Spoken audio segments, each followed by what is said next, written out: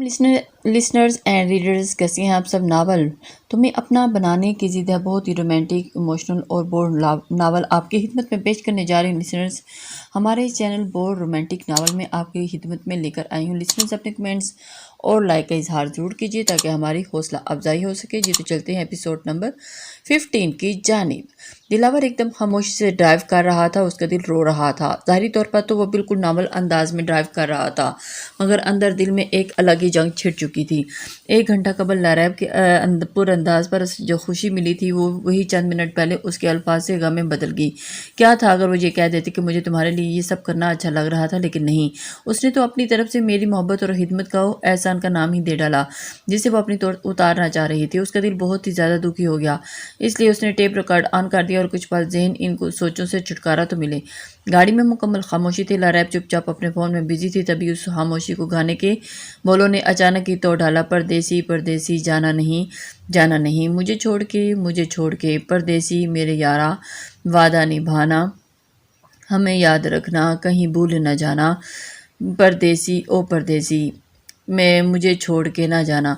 गाने के अल्फाज सुनते ही लारैब ने सटपटाते हुए दिलावर शाह की तरफ देखा, जो उसे ही देख रहा था। लारैब ज़्यादा देर उसकी तरफ देख न सकी, क्योंकि दिलावर की नीली कांच सी आंखों में नमी तह रही थी। दूसरा लगाती हूँ, लारैब फट बटन दबाते हुए बड़बड़ाई। उसके अंदाज पर दिलावर शाह के चेहरे पर फीकी सी मुस्कान दौड़ गई और वो कुछ बोले बगैर सामने देखकर ड्राइव करने लगा।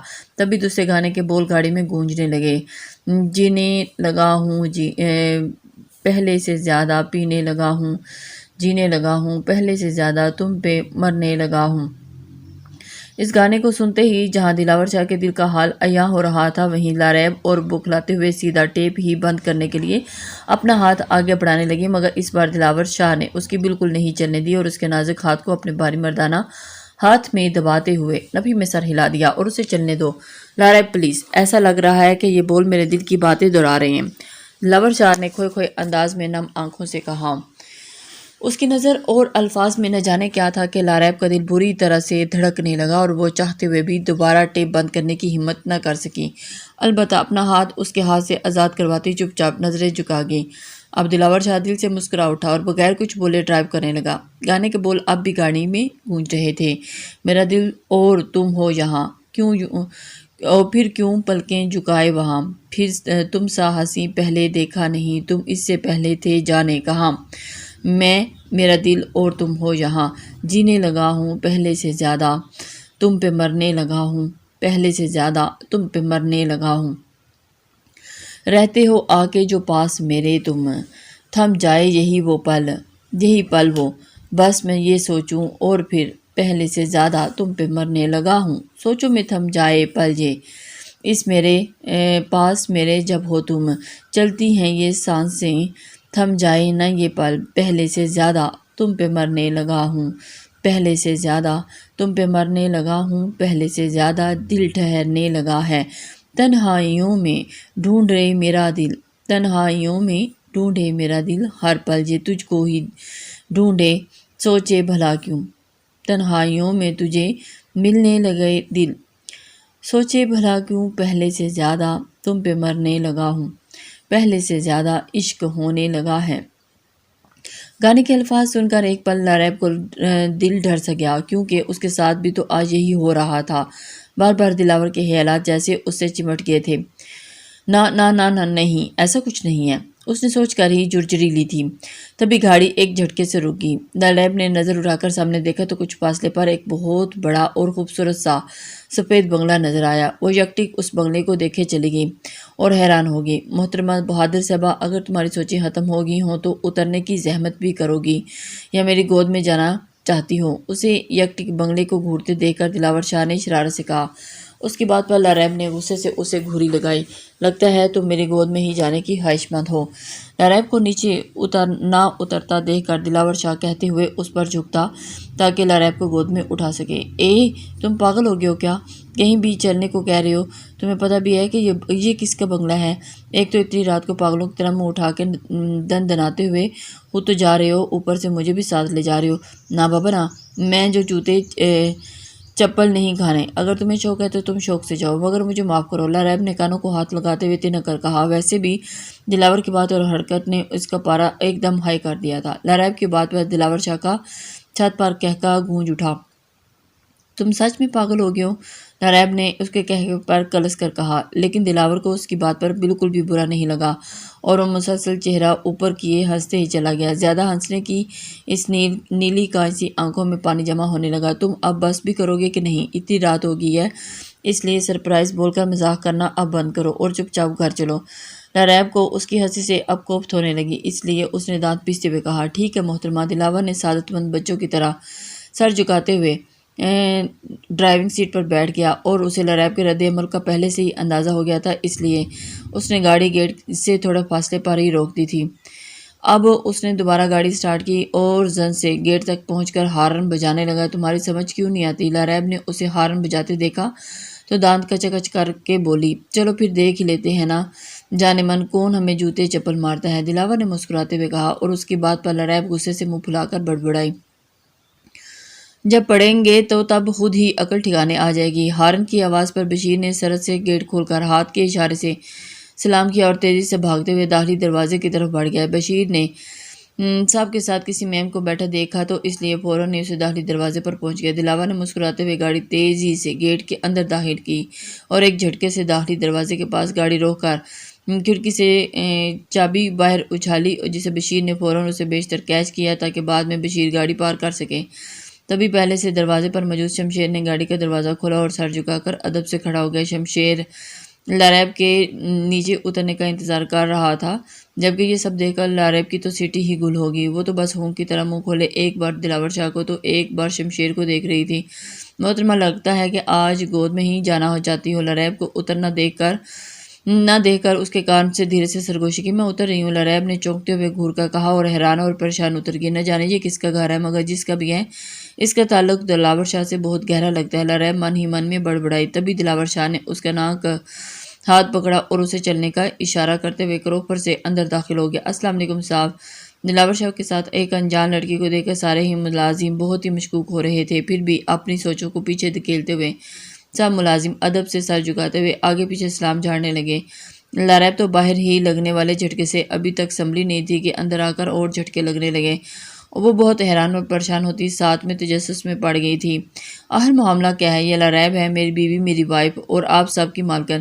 دلاور نے اچانک ہی لاریب کے کندھے پر ہاتھ رکھتے ہوئے سب کو بتایا تو لاریب نے سٹ پٹاتے ہوئے دلاور شاہ کو گھوری لگائی اور ایک دم سے حیران ہوگی۔ آج سے جو کہیں گی وہ وہی ہوگا، میرا مطلب آپ سب کو ان کی پسند کے مطابق کھانا بنانا ہے، صاف صفائی کرنی ہے، جس چیز کو یہ جیسا کہیں گی آپ سب نے ویسے ہی کرنا ہے۔ دلاور شاہ نے بہت ہی محبت سے لاریب کے چہرے پر نظریں جماتے ہوئے اپنی بات مکمل کی اور سیڑھیوں کی طرف قدم بڑھا دیے۔ دلاور شاہ کو اچانک جاتے دیکھ کر لاریب نے کنفیوز ہوتے جلدی سے اس کی پیروی کرتے ہوئے سیڑھیاں چڑھنے لگی۔ کمرے میں آ کر دلاور شاہ سیدھا واش روم میں گھس گیا، جبکہ لاریب بہت ہی پریشان سی کمرے میں ٹہلنے لگی۔ وہ دلاور کے باہر نکلنے کا بہت بے صبری سے انتظار کر رہی تھی، اسے سمجھ میں نہیں آ رہا تھا۔ 15 منٹ کے بعد دلاور شاہ تولیہ رگڑتا ہوا باہر نکلا۔ شاہ پیلس میں ملازموں کو دلاور شاہ کے ہر معمول کا اچھی طرح سے پتہ تھا، اسی لیے وہ سب اس کا چھوٹے سے بڑا کام وقت پر رکھتے تھے تیار۔ ابھی بھی واش روم میں اس کی تولیہ اور نائٹ ڈریس نفاست سے ہینگ کیا ہوا تھا، کیونکہ انہیں اچھی سے پتہ تھا کہ صاحب باہر سے آتے ساتھ ہی بات لیتے ہیں، تو وہ تولیہ رگڑتے ہوئے آئینے کے سامنے کھڑے ہو کر بالوں میں برش پھیرنے لگا۔ دلاور شاہ، مجھے بتاؤ یہ سب کیا ہے؟ اگر یہ بنگلہ تمہارا ہے تو تم مجھے اس گھر میں کیوں رکھتے تھے اور میرے گھر کرائے سے کیوں رہتے تھے؟ ان سب کے رویوں سے تو مجھے اتنا اندازہ تو ہو گیا کہ تم کئی برسوں سے ان سب کو جانتے ہو۔ اسے اہتمام سے بالوں میں برش کرتا دیکھ کر لاریب کی صبر کا پیمانہ ایک دم لبریز ہو گیا۔ وہ اس کے پاس جا کر اس کی آنکھوں میں جھانکتے ہوئے بولی، ہمارا ہی گھر ہے یار، تم اپنے دماغ پر اتنا زور نہ دو، کچھ دن پہلے ہی کمپنی کی طرف سے ملا ہے، اور جیسا رویہ سلوک انسان کسی کے ساتھ کرتا ہے تو سامنے والا بھی ویسے ہی جواب کرتا ہے۔ ویسے تم میرے لیے بہت لکی ہو جانے من، میری زندگی میں شامل کیا ہوئی، میرے حالات ہی بدلتے چلے گئے۔ اور دلاور شاہ نے اسے اپنے ساتھ لگاتے جان بوجھ کر جھوٹ بولا، اور وہ اول روز سے ہی لاریب کا دل اپنی محبت سے جیتنا چاہتا تھا، اس لیے غریب مسکین بننے کا ناٹک کرتا رہا۔ مگر اب لاریب کا رویہ اس کے ساتھ پہلے سے نارمل ہو گیا تھا تو اس نے سوچا کیوں نہ لاریب بھی عیش کی زندگی گزارے، اس لیے 10 دنوں کے لیے سے ہی وہ اسے یہاں لے کر چلا آیا۔ دلاور شاہ چھوڑے مجھے، اور یہ گھر ہمارا نہیں صرف اور صرف تمہارا ہے۔ کہتے ہوئے وہ دلاور کو بڑے پرے دھکیلتی ہوئی تھوڑے فاصلے پر ہوگی۔ دلاور شاہ ہونک بنا اسے دیکھتا رہا۔ بقول تمہارے مجھ سے نکاح کرنے کا سے یہ فائدہ تو ہوا کہ تمہیں سر چھپانے کے لیے اتنا اچھا بنگلہ مل گیا۔ ویسے بھی نکاح تو 10 دن بعد ٹوٹنے ہی والا ہے، مگر شکر ہے یہ گھر تو تمہارے پاس ہی رہے گا۔ اچھا ہے، تمہارے گھر سے امپریس ہو کر کوئی نہ کوئی لڑکی تم سے شادی کر ہی لے گی، تمہیں ساری زندگی میرا شوق منانے کی ضرورت نہیں پڑے گی۔ لاریب نے لاپرواہی سے اسے اپنے کندھوں پر بالوں کو ہاتھوں سے پیچھے کرتے ہوئے کہا، میری پرسنالٹی اتنی بری نہیں ہے کہ لڑکیوں کو امپریس کرنے کے لیے مجھے بنگلے کا سہارا لینا پڑے۔ البتہ مجھے ضرور لگتا ہے کہ تمہاری نظریں کمزور، پتھر دل اور احساسات مرے ہوئے ہیں، تبھی تمہیں نہ کچھ دکھائی دیتا ہے نہ محسوس ہوتا ہے۔ اور اس کی بات پر دلاور شاہ نے مسکراتے ہوئے بہت ہی گہری بات کہہ ڈالی۔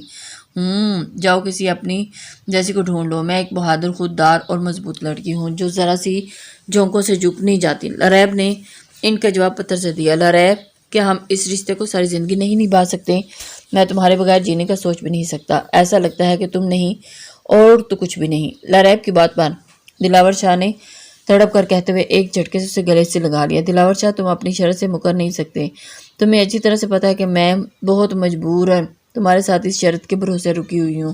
اگر ایسی کوئی شرط نہیں ہوتی تو میں ایک پل بھی تمہارے ساتھ نہیں رہتی۔ لاریب ایک جھٹکے سے اس سے دور ہوتی ہوئی چبا چبا کر بولی، تم ڈرو مت جانے من، مجھے اپنی شرط اچھی طرح سے یاد ہے، میں تو بس یوں ہی تمہیں ٹٹول رہا تھا۔ دلاور شاہ نے ایک دم ہنستے ہوئے کہا، حالانکہ سچ اس کی زبان سے پھسل گیا تھا مگر اس نے بہت ہی مہارت سے اپنا دفاع کیا تھا۔